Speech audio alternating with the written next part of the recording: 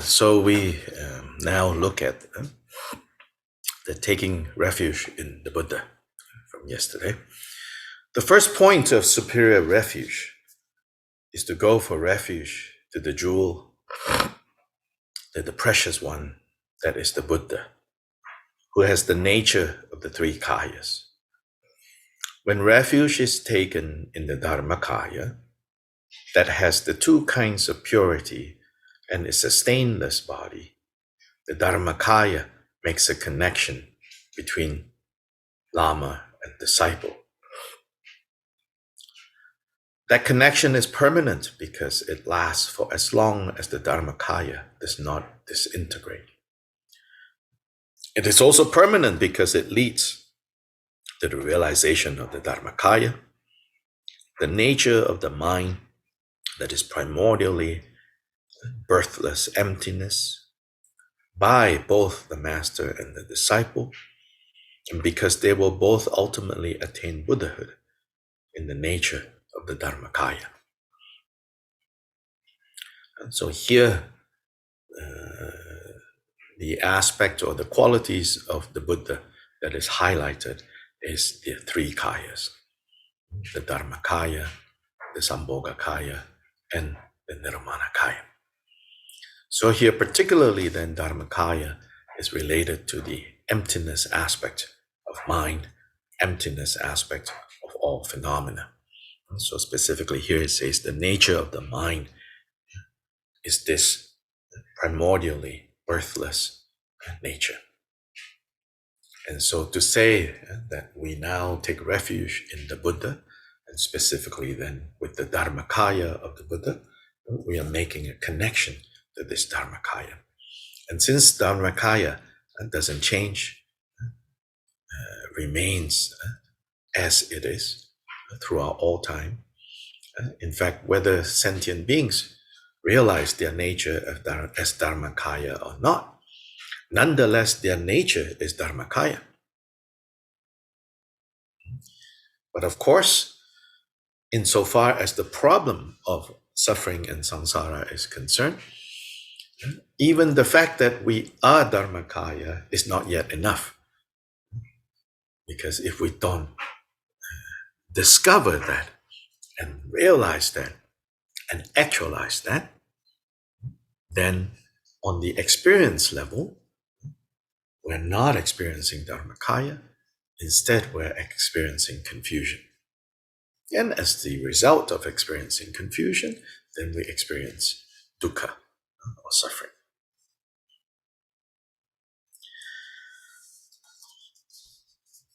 In this context, one might also consider connections to dear friends and blood relatives as such permanent connections, as comparable. But those connections are impermanent. So some sobering words come here. They only last for a number of years, or at most for a lifetime. But then there is separation. As Shantideva taught in the Bodhicayavatara, even this body arising as a whole, together with its flesh and bones, will disintegrate and be scattered. What is left to say about the connection to dear friends and family? And therefore give up interest in this world. That is to say, there is no point in such relationships. Not easy to hear this. True or not true? To what degree you are able to practice, take to heart these words, you take to heart. Don't force yourself. Don't make yourself feel bad. But also don't ignore what is said here. It's the truth. Also, Nagarjuna teaches in his letter to a friend, fathers turn into sons and mothers into wives, meaning lifetime to lifetime, all these kind of changes. Someone once an enemy turns into a friend, and the opposite happens too. Thus, there is no certainty at all in this world. and sometimes even within one lifetime, right? None of these different types of connections they have with people remain stable, remain unchanging. So when are we going to actually look at the stable kind of connection, which is to be connected by refuge in the Buddha and Dharmakaya? So you can't be sure who to consider your enemies or friends. Moreover, you have to give up such fixations. The Buddhas who abandon their kingdoms do so to demonstrate giving up this type of mutually dependent connection. Such worldly connections are impermanent and must be abandoned. The connection of refuge, however, is a permanent one. And this is not how we normally think. And I'm not even saying that you can force yourself to think in this way. But these are points of training. These are points of training that we work on. Yeah. Furthermore, there is refuge in the Sambhogakaya, or a perfectly complete Buddha, glorious Vairocana, in whom all Buddha fields appear, who pervades all Buddha fields, and for whom all appearances appear as Dharmakaya. This is the Sambhogakaya. So the Sambhogakaya emphasizes the presence of the Dharmakaya, but in specific forms, in specific places, but to be distinguished from Nirmanakaya, the third that we're going to talk about. The difference here is Sambhogakaya manifest are the forms that manifest, but those forms are much more subtle than the Nirmanakaya forms. And so sometimes it even says, unless you are already an eighth bhumi, eighth level, eighth stage bodhisattva, you cannot actually directly perceive these Sambhogakayas. So Sambhogakaya is talking about the ability to, or the presence of this Dharmakaya, but only accessible to highly advanced beings, bodhisattvas of the eighth bhumi and up. Taking refuge in him, in Vairocana, for example, Vairocana is not the only Sambhogakaya form, but using that, taking refuge in him makes a connection through the Sambhogakaya between master and disciple. Thus, their connection is permanent because it too lasts for as long as the Dharmakaya does not disintegrate. The Sambhogakaya, after all, arises from the Dharmakaya.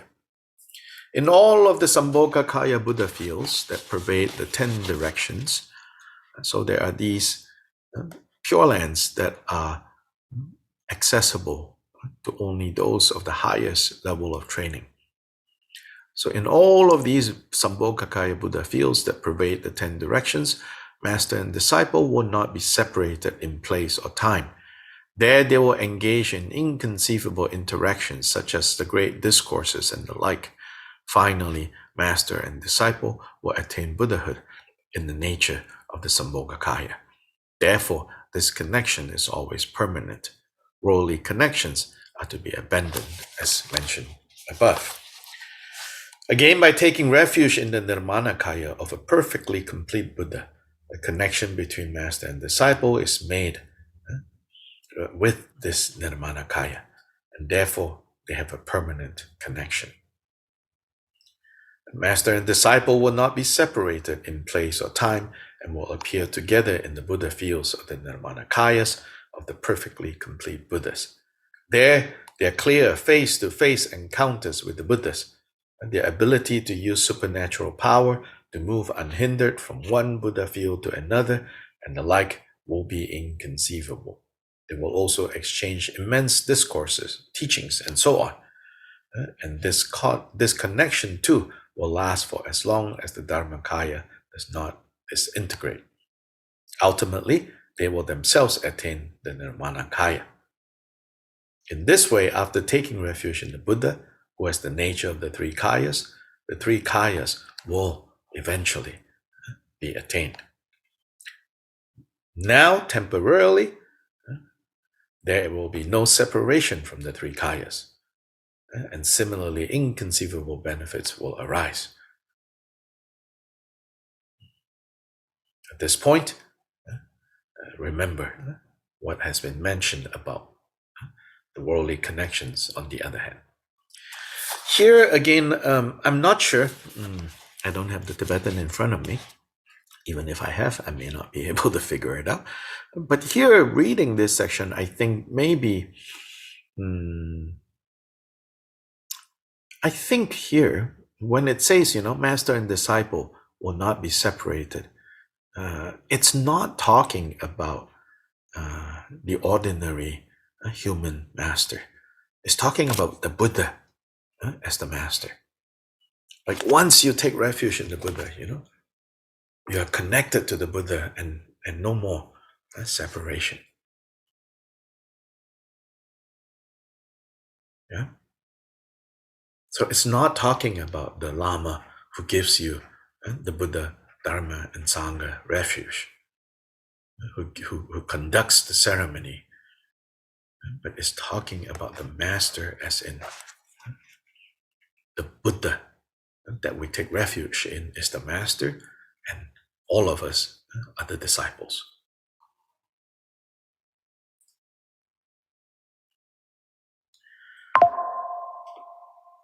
Now, taking refuge in the Dharma. What then is the jewel of Dharma?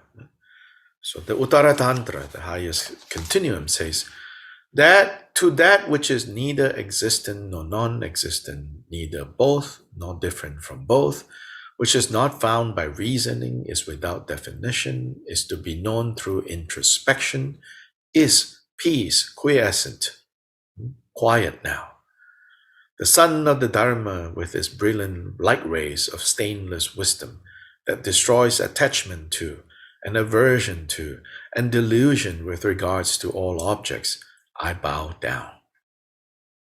So quoting the Uttara Tantra of what is the Dharma, these are the qualities of Dharma. This is what Dharma is, when we say Dharma. When master and disciple are connected through the Dharma, their connection will last for as long as the Dharmakaya does not disintegrate. Yeah, so maybe here it's also talking about the master and disciple. But the last one, especially with the Buddha, really think of the Buddha as our master, completely reliable, that kind of master, the Buddha.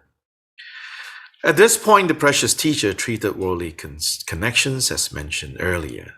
So many of these, like this text in particular, it's almost like notes, written down by Drakpa Jungne, the compiler of these teachings. So sometimes for translators, it's a little tricky to figure out where is he directly, like in this section, is it directly word for word what Gyalpa Rinpoche taught, or is it Drakpa Jungne summarizing, But especially here, you see this, at this point, the precious teacher treated worldly connections as mentioned earlier. So here it seems almost like notes, right? Drakpa Jungne says, so he said this, and then at this point he said to those gathered, again, don't see clearly about your connections to this world, through friends and relatives. See how unreliable those connections are. So here it indicates that. It says, at this point, the precious teacher, meaning Gyalpa Rinpoche, treated worldly connections as mentioned earlier. Because also paper, you have to remember, is not so easily available that you need paper to write down, right? Not so easily available in the 12th century. You can't just click and Amazon will deliver, end of today. So all these have to be written, in very, sometimes, Tibetan texts are notoriously challenging to read because they don't have paragraph break, they don't have line break, they just continue on and on and on and on and on because paper is very precious, It makes it kind of difficult to read. It's not so visually organized. It just keeps going and going and going. There's a question or comment? The question on as long as Dharmakaya does not disintegrate. What? I'm surprised. Rhetorical, simply, Dharmakaya does not disintegrate, so end of story. Okay, that's what I thought. Yes, yeah, it's a rhetorical statement, Okay. As long as empty space does not dissolve, okay, it will never dissolve. Yeah. After taking refuge in the Dharma, master and disciple will not be separated from the Buddha by time or space when he appears in the world.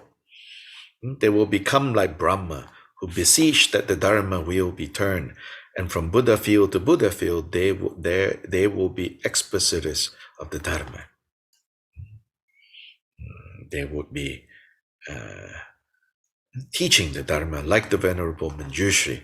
It is taught that Manjushri in youthful form is an expositor of the Dharma in all the Buddha fields of the 10 directions.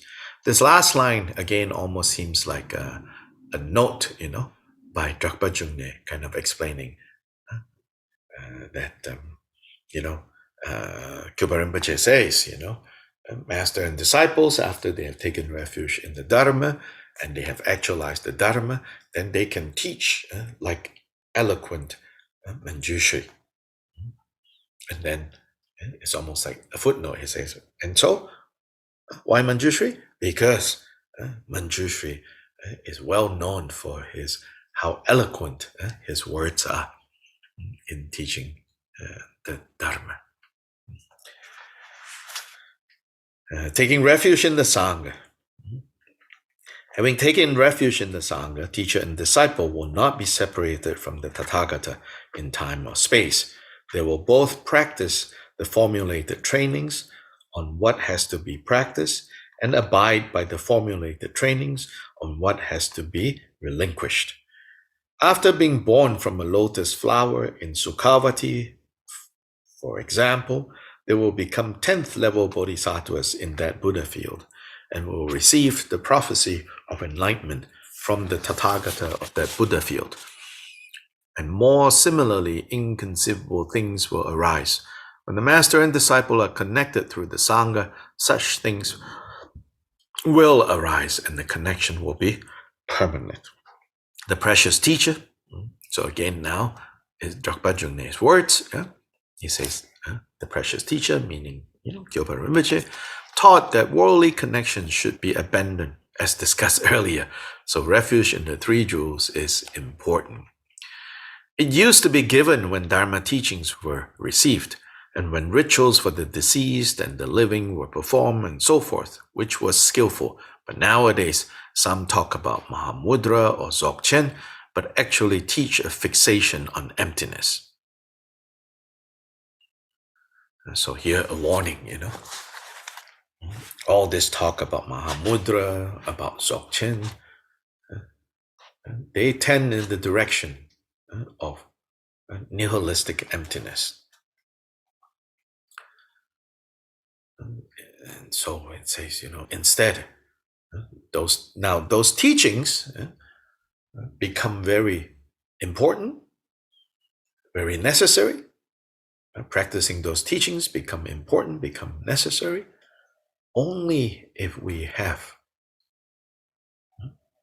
taking refuge in the Buddha Dharma Sangha as the necessary foundation. Otherwise, he says, you end up becoming fixated on nihilistic emptiness. They say that it is profound, but there is a big difference between that, meaning the true meaning of mahamudra and dzogchen, and the wrong view of extinction.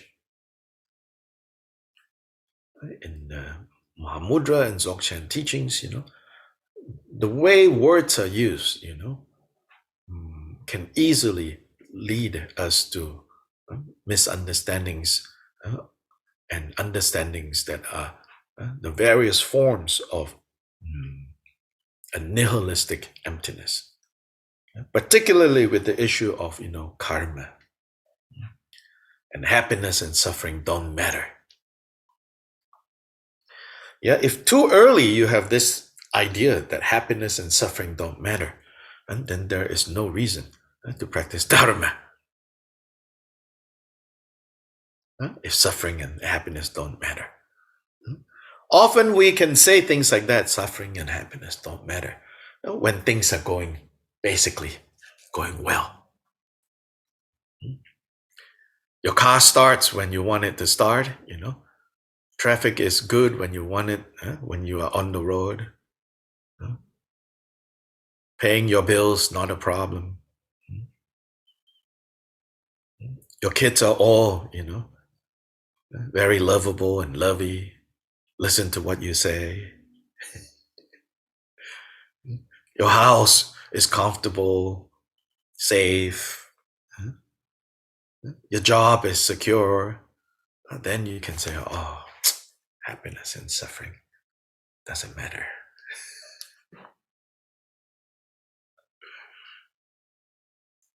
But once suffering comes, oh man.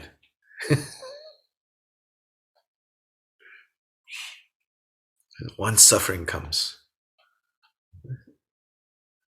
then even somebody forgetting to smile at us becomes a big deal.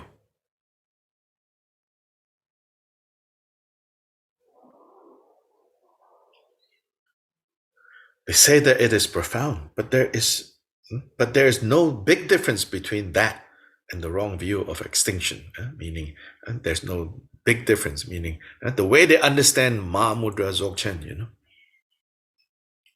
is mistaken. In general, making such a distinction requires experience and realization, being able to clearly differentiate between superficial understandings of emptiness, mahamudra, dzogchen, madhyamaka, all of that. And the intended meaning of those teachings, there is a big difference there. And the only way to be able to distinguish clearly is through experience, taking into your own experience these teachings. And to begin that with, taking refuge in Buddha, Dharma, and Sangha. Now added by Drakpa Jungne, Dharma that is not connected to refuge is mostly wrong view. Some say that the difference between a non-Buddhist and a Buddhist, here Buddhist and non-Buddhist means, practitioner of Buddha Dharma. Yeah? There's no word like Buddhist in Tibetan in that sense, in this sense. So keep in mind. Some say that the difference between a Dharma practitioner, a practitioner of Buddha Dharma, and a non-practitioner is that a practitioner accepts the four seals with regard to the Dharma. And what are the four seals? That all conditioned things are impermanent, all defiled things are suffering, all phenomena are empty and devoid of a self, and Nirvana is peace. So some say that is the difference between a Buddhist and a non-Buddhist. And someone who doesn't accept those four seals, they are not Dharma practitioners. But Sang Nakpa said, if it was like that, then the absurd consequence would be that the hearers and solitary realizers are not Buddha Dharma practitioners because they do not realize the selflessness of all phenomena, which is only realized on the 8th Bodhisattva ground. Therefore, the difference between a Dharma practitioner and not a Dharma practitioner is refuge. So this example, to us, it might sound like, oh, that sounds like just philosophy. That sounds like, hair splitting. the main point is this. Yeah? It's not saying that the four seals are not important. I think you and I fully understand the importance of these four seals. They're called four seals because they are the seals as in the mark of authenticity. Mark of authenticity. The Buddha said, if you disciples, you have to remember, right? In the Buddha's own time, there were no texts.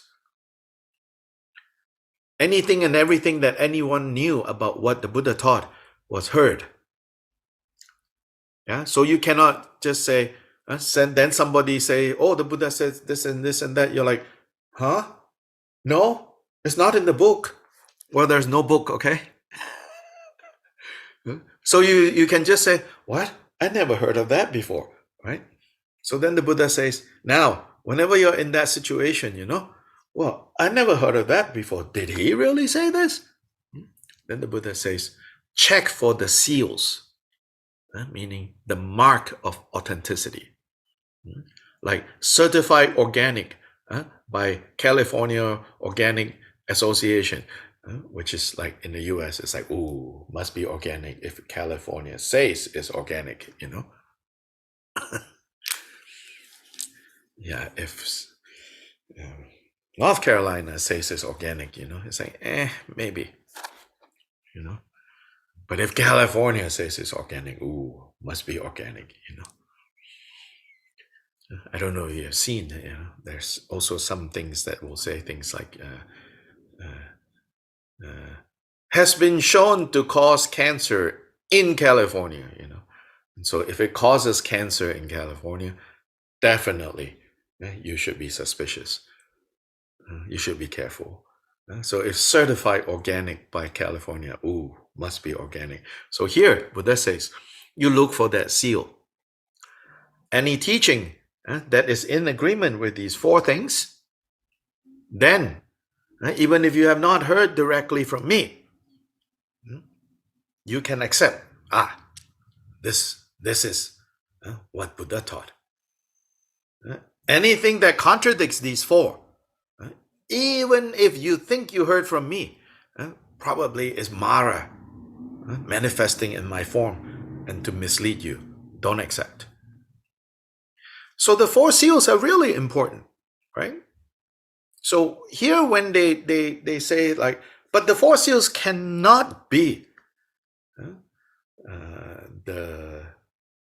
the determinant of whether one is a Dharma practitioner or not, a practitioner of Buddha Dharma or not.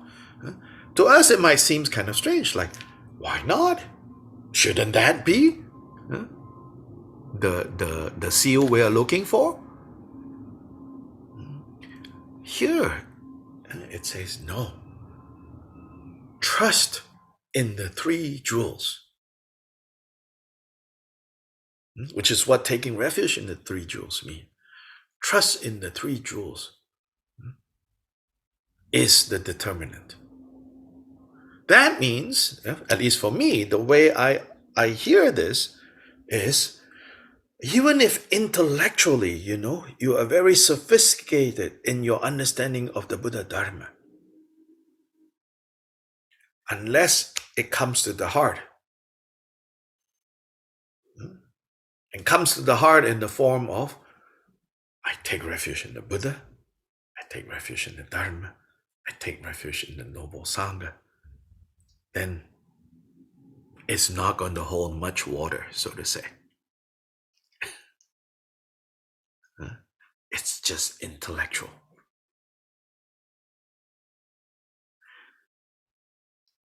When we truly take refuge in Buddha, Dharma, Sangha,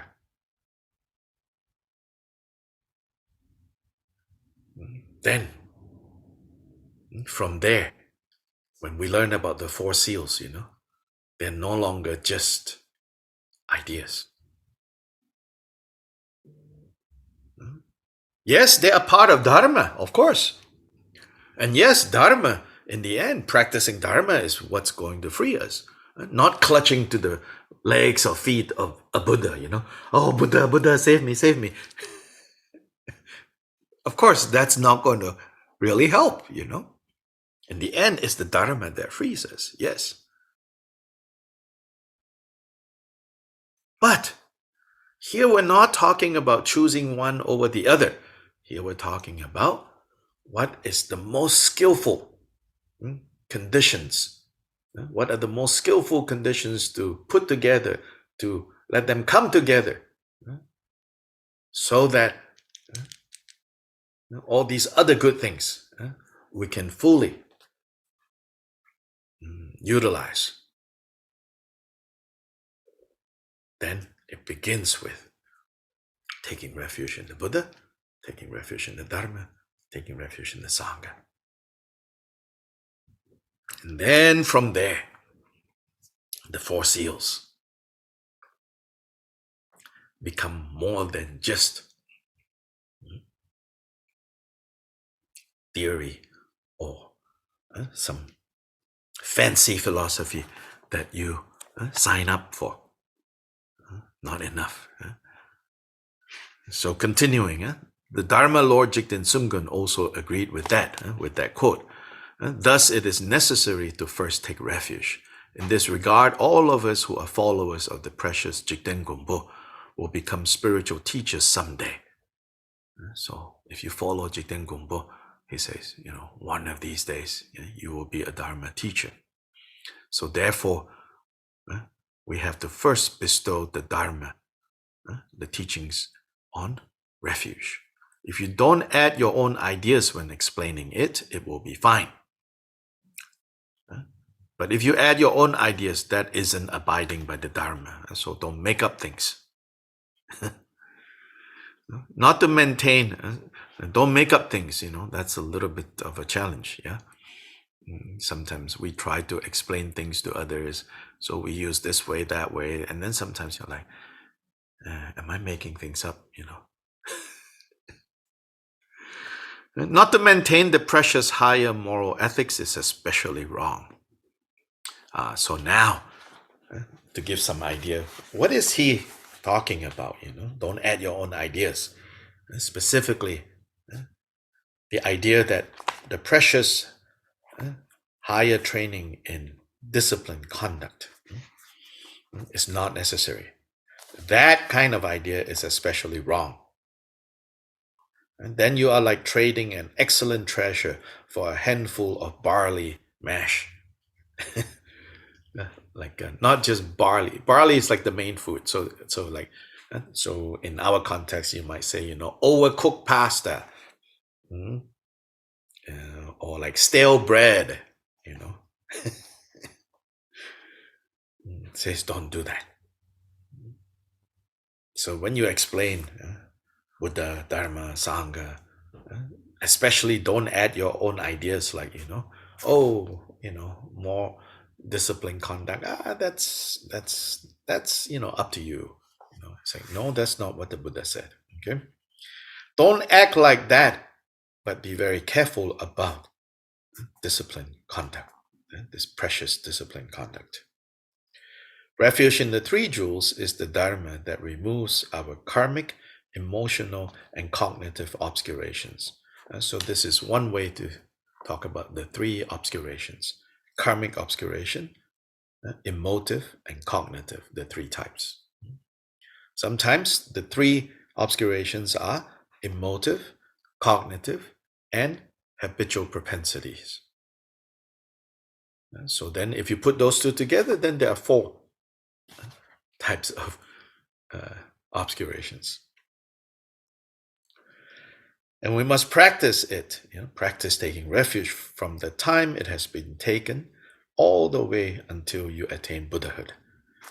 Then somebody asked one time, very good question, like, why does it say until Buddhahood? Does it mean after Buddhahood? You can throw refuge away? No, after Buddhahood,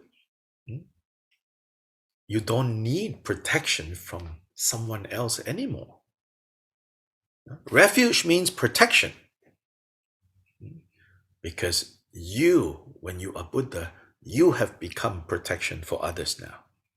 Your mind has become Buddha. Your speech has become Dharma. Your actions have become Sangha. So in that sense, you don't take refuge. You don't need protection from others anymore. But it's not like you got rid of Buddha Dharma Sangha, but you have now fully embodied the reality of Buddha Dharma Sangha for others.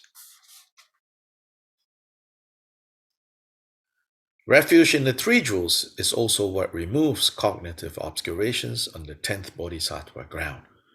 So this is a very, strong statement.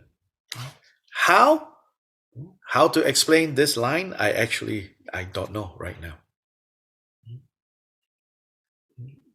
Because, usually to remove cognitive obscuration on the 10th bodhisattva ground, right? Usually we're talking about, very profound instructions, very, subtle, pointing out to the nature, this, that, all that. But here it says refuge in the three jewels is actually what will remove the very last bit of confusion. How? He doesn't explain. They don't explain. I don't know. But it's good to keep this in mind. That finally, on the brink of transitioning from a 10th Bhumi Bodhisattva to an 11th Bhumi Buddha, it is refuge that removes that final obscuration.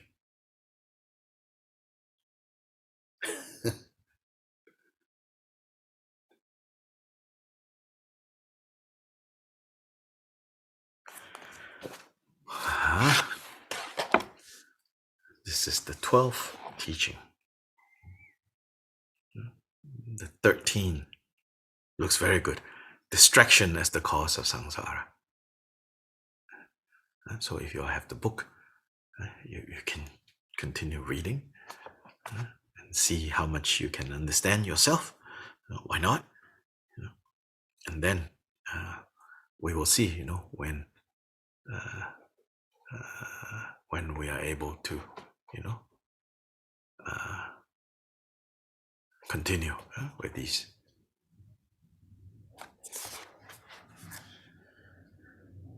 Chanju sem chorim poje ma ge banam ge gyuje ge ba nyam ba me ba yam one gong du bel war sho.